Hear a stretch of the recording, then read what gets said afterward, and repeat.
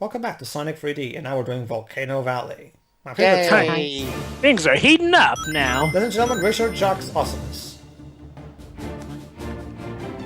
This sounds like something from a movie soundtrack or something? Well, the soundtrack for this game was done by real instruments. So, I thought it was like very high quality synths at this time.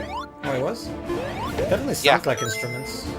Maybe it must have had really good synthesizers or something. Actually, James, this track in particular was done with instrumentation. They were able to fit it on for this particular one. Since this game uses CD audio, they don't have to worry about. It's like, so it's not like when Richard Jack had to redo the soundtrack for Shinobi X when he only had so much space to Nope. work with. Yeah. Nope, don't worry, James. We got nice city CD audio. I mean, don't get me wrong, I listened to Shinobi X's European score and, you know, it's fine, and it is definitely better than the Japanese US one that I heard. Wait, hold on, let me get this straight. So a Shinobi, they basically did the reverse of Sonic CD, whereas Yeah. the US was the one who got the same soundtrack as Japan. Yeah, and Europe got a different one because the producer at Sega Europe didn't like the soundtrack. Huh. And honestly, I gotta agree with him. Back in the days when producers in other countries actually had more say or so with Sega, before Sega of Japan tried to take over everything. Well, then again, Sega of Japan's music department. No. I'm not talking about Sega Japan's music department. I'm talking about Sega Japan themselves. They're a bit, how shall we say, overly So pride. mind you, that was back in the times where they had their own consoles. I'm guessing that might have had something. You're not having consoles anymore. It's also how Sega It's not- Japan has been acting. It's mostly the main reason. Like, have you guys seen that? You guys remember that? I don't know if you guys were probably around to know about that, but back in 2000, you guys remember about that Sega employee who leaked the information for Sonic Unleashed before Sonic Unleashed was even revealed? Oh yeah, I remember that. That guy was posting a blog. Basically, he had just left Sega. And he was talking about how he didn't like the company being there anymore because he was talking about how Sonic Team. He's saying that Sonic Team, and I'm quoting here. These are not my words. Sonic Team is now the Sonic Team today is worse than talentless. They are without passion. They've made so many Sonic games that they're just tired of it. But unfortunately, Sega forces them to keep making them. So apparently, that was the main reason why Sonic games were sucking so much because Sonic Team was tired of making Sonic games. And then finally came the Boost trilogy to revitalize Sonic. Basically, he told that in his blog about Sonic. Well, and he said also this. Believe it or not, just somebody has to get the reins of that series before Sega actually releases a game where Sonic turns into a werewolf with stretchy arms. Believe me, it will happen. And this blog entry was posted in 2007 before anybody has ever heard of Sonic Unleashed at that time. And guess what? Later on, the blog got removed. Gee, I wonder why. Sega... Well, then again, leaking information is not a good idea. I know. What I mean is that it pretty not only was he right about what he said in the blog also got removed. That's pretty much that pretty much tells us that it was legit. Well, I haven't played Unleashed, so I can't speak for its quality. It's a good game. The problem is, of course, the Werehog. The Werehog is. The Werehog's a lot better in the Wii/PS2 version, but in the HD version... Huh? I'm indifferent to the Werehog. Yeah, me too. I'm actually kind of okay with the Werehog. Granted, I do see a lot of the problems with it, and I was a bit bugged by it when it took my problem with the Werehog is that it's so fucking repetitive. You're always, like, seriously. And the music, I am so fucking sick of that music. Let me tell you. Like, yes, the music itself is fine. The problem is that you hear it like a million times. Every time you come up to a horde of enemies, it Was does a good that. job. Was a good job in Eggman Land. You don't. That doesn't happen. Yeah. Thank Well, God. you know, just screw Eggman Land in general, okay? I actually kind of like Eggman Land I for don't, how but real it is. We'll get to that when we start the. Well, then again, it does kind of suit Eggman's character, the stage. You know, he is a massive Oh, it dick. does, but the We're, stage we're, itself we're can we're almost done with Ace Attorney, and during that break we'll do Sonic Animations. It's only 16 parts, so it's something we can get done. Can we do X Zero during that time as well? Don't worry, Dwebs. We'll do Spider-Man and X-Zero after we do Ace Attorney. Okay. So But now we're on to Volcano Valley. Okay, audience, I know we're not talking that much about this game Hold in on, particular. hold on. Don't worry. Oh, don't worry, audience. I'll get us back on track if I feel we need to. Yeah, something to Now say, we're though. rolling around at the speed of sound in a volcanic valley. Oh yeah, there was, I think there was something Sonic related I wanted to talk about. What? To make sure find out for sure what we're gonna do when the Rio game comes out, Oh, okay. the Rio Olympics game, because I'll probably only be able to get the 3DS version, and I'm wondering if it's got if the 3DS version has multiplayer, maybe we could show that off. If you have a capture card, then sure. Well, I won't have a capture card, but Pedro. I'll play with Dwebs, I guess. Only one person will need to have the capture card, really. Yeah. And luckily, we definitely have those on our hands. About what Pedro said towards the beginning of this playthrough, it isn't until Volcano Valley that I can tell that these tracks do not belong in a Sonic game. This is the stage. The music, I actually think this track would fit to a Sonic It's game, good. actually, I just especially don't for think a it trailer. fits. I agree that it doesn't fit here. I think it needs a little more. How should I put Bounce. this? Yeah, let's go with that. Like for This example, seems like endgame music almost. Like for example, the Green Grove Act 1 song from the Mega Drive version. That just screams Sonic. It's Well, it is done by, Sonic Team's sound department. Jun Sonoe specifically. But Jinsonoe and others. Yeah, but Jun Sonoe was the one who did Green Grove Act 1. So Yeah, no, but we gotta give credit to the others, Pedro, you know? I know, but I'm talking about this specific track, not the whole soundtrack, Dwebs. Jeez. Yes, I know that the soundtrack... It's like when people like to blame bad films on the most infamous people, even though you should be blaming everyone. There's some cases where you don't need to blame everyone, but I'll go into more of the specifics of that at a later time. There are just those times when you know who exactly to blame. Like, the only people I blame for No Country for Old Men are the Coen brothers. Well, yeah, I mean, they were the ones who wrote the script. And Let's directed take a novel that was already about nothing and strip it down even more. Because that sounds like a good idea. And that isn't even Pedro's words either. You quoted that to me before. Yeah. I'm not even kidding, because I'm actually not even kidding. Believe it or not, the book actually had characters. I mean, they weren't great characters, but they were characters nonetheless. And that's coming from fans of the books. Yep. And honestly, Dwayne, when it comes to the Maleficent movie, I really only blame the writer, Linda Wolverton, for that, because actually, I'm going to say I thought the direction was pretty sloppy as well from Robert Stromberg. Honestly, the direction felt ineffectual at worst. The graphics looked like shit, and he was supposed to be an ILM person. What does that have to do with the direction? Did you see those CGI creatures in Maleficent? In fact, the CGI in general in Maleficent. Wouldn't that be more the graphics artist as opposed to the director? Well, he's a director. He's the guy who's conveying his vision of the film onto the screen. And That's not always the case, Dwib. And if it looks worse than a PS3 game, then there's some problems there. Dwibs, it's not always the director's job to foresee how stuff gets conveyed onto the screen. It depends.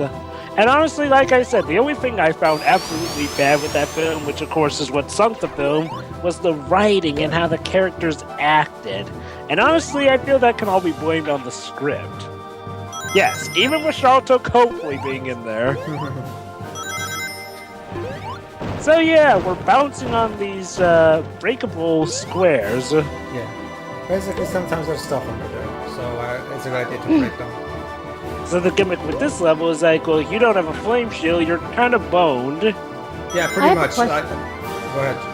Sorry, I have a question about that blog post you mentioned. Go ahead. If Sonic Team are really don't care, then wouldn't they? How easy would it be for them to cut ties with Sega, especially since Sega are in the shit right now? The problem is that, you see, okay, It's not so much Sega, that's the problem, but Sega Sammy. Ever since Sega got bought by this company called Sammy. yeah. Basically, the thing is, Shiroi, like, see, it's like this. See, Yuji Naka, Hirokazu Zuhara, and Nomoto Oshima were, of course, very passionate about Sonic back in the Mega Drive days. The problem is that after Sonic 3, they kind of wanted to stretch the legs and make something else. That's why Knights got made, Burning Rangers. Later on with the Dreamcast, then in the Dreamcast you had Phantasy Star Online, Billy Hatcher, Shushu Rocket, and yes, Billy Hatcher eventually came out for the GameCube. Oh yeah, Jet Sonic Set was Radio. purely created to compete with Mario. But Sonic is of course Sega's cash cow, so they were always forced to. Sega was constantly pressing them to go back to making Sonic games. We'll just go back to making Sonic games. So It worked out better when they actually had some time in between them, but then eventually after the console went dead, nowadays Sega sees Sonic as their only means of survival, so it's sort of gotten to the point where they practically force Sonic Team to have a Sonic game out year by year. What was weird That last sort of year? changes my perspective on the whole relationship, really. But you know what was weird though? You know, 2014, I think Alien Isolation was Sega's best-selling game of that year. Yeah. That wasn't a bad game, I heard. Well, no, I've heard Creative Assembly did a decent job with it. But then again, Creative Assembly are actually owned by Sega. That's the main reason why Yuji Naka left Sega, because he was tired of the Sega Sammy's bullshit. It's the same, he left them right at the time of the making of their big 15th anniversary game. Well, hey, could you imagine if Izuka left during the making of Sonic Generations? Yeah, true.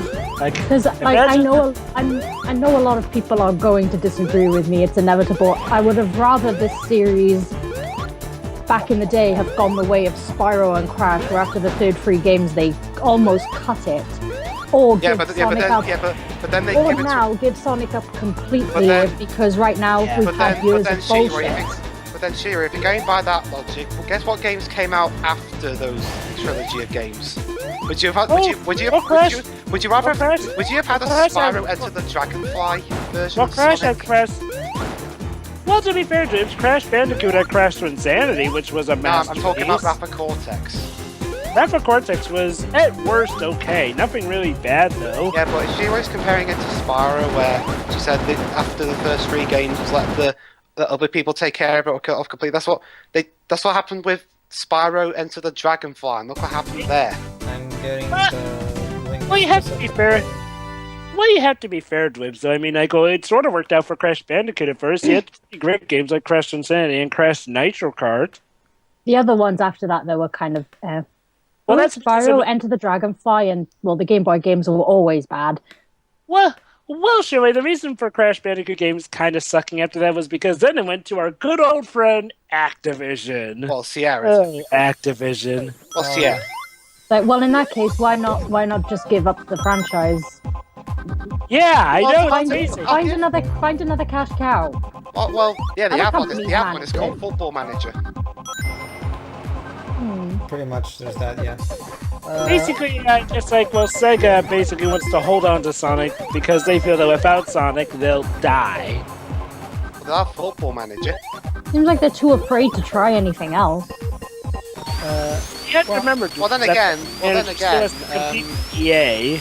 Here it is, back from Ryan Bloom. In case you don't know who Ryan Bloom is, he's a guy from TSSC. He's also an awesome Sonic reviewer on YouTube. Who basically he's known as Blaze the Hedgehog.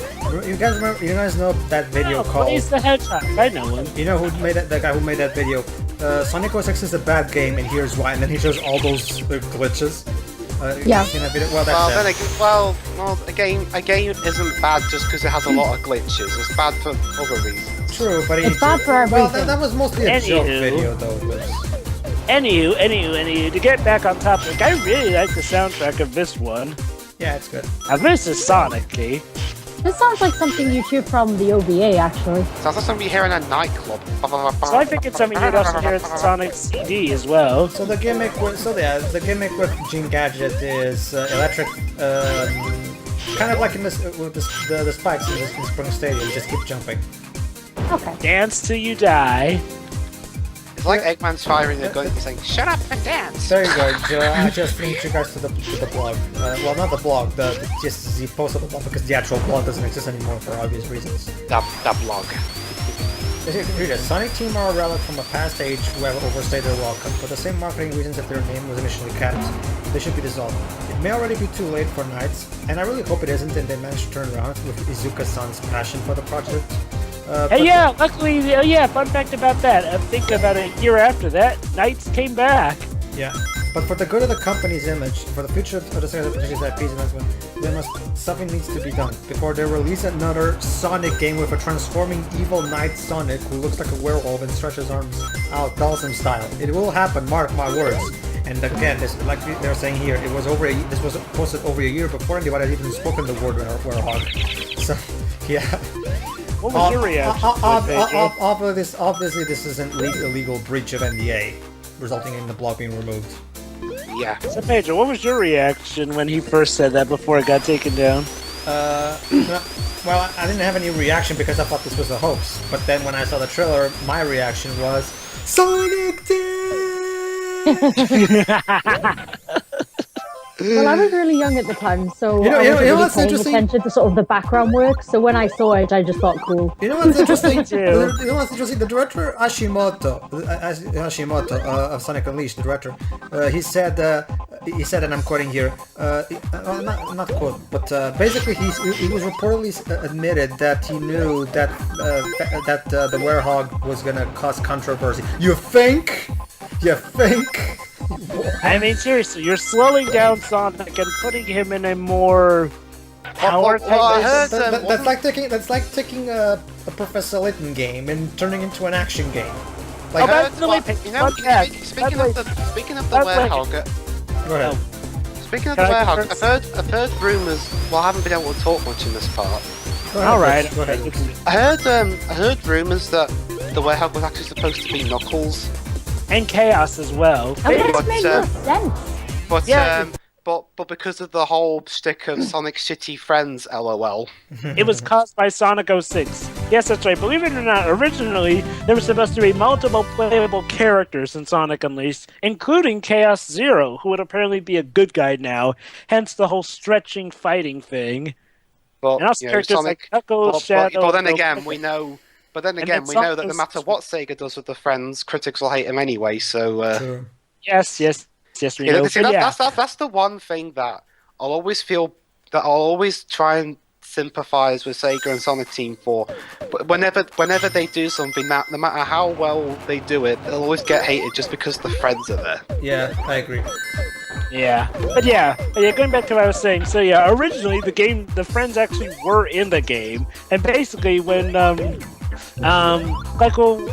like when Sonic 06 got panned for how it handled multiple playable styles, they went, oh crap, okay, how do we take out the multiple playable characters but still work with what we have in the game so that we can get it out by 2008? I know, let's make Sonic a werehog. That will justify why he's moving more like Chaos Zero. G-Roy, remember, Sonic shitty friends. So yeah, okay, here is the other...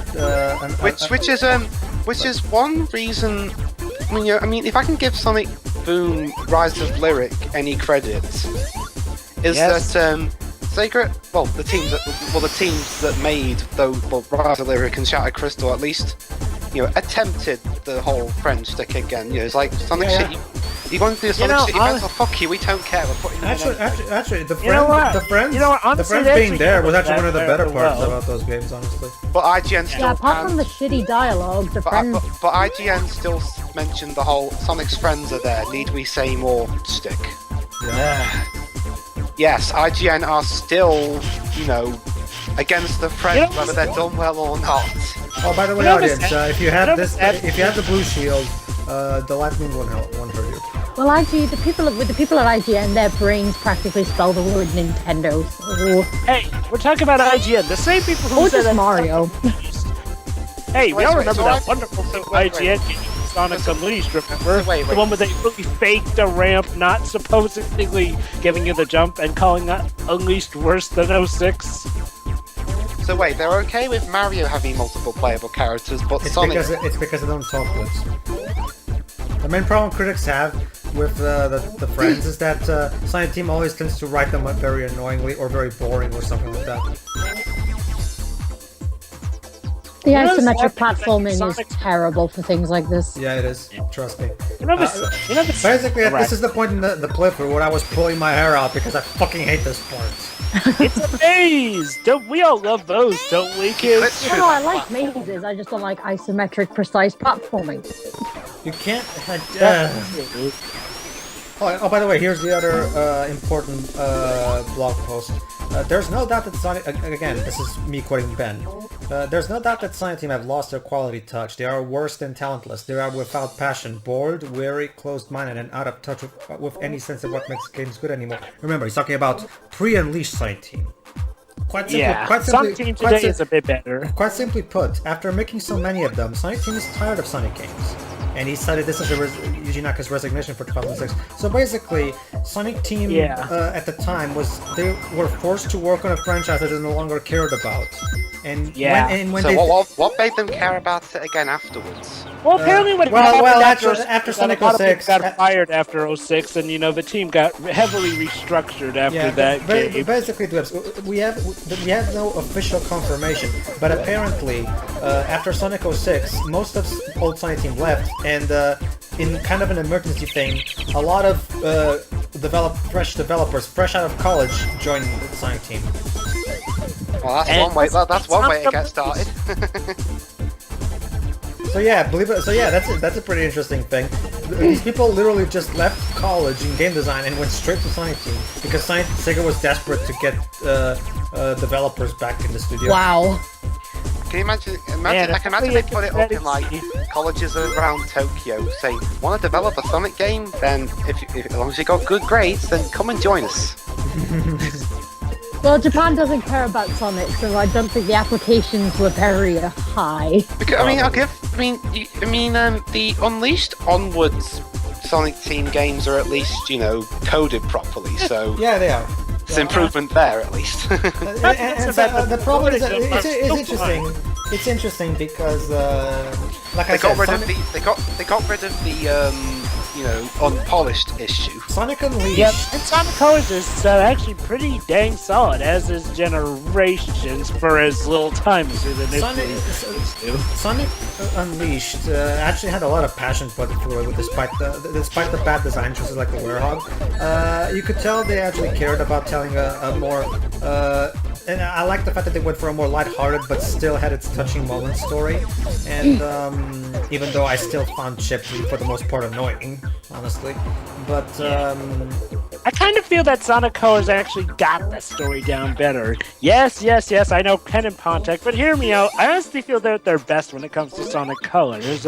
I don't mind Sonic Colors, but I still think Unleashed had a better story, if only because it does have a more dramatic weight to it. I don't know. I kind of enjoyed, even though I don't particularly think Chip is that great a character.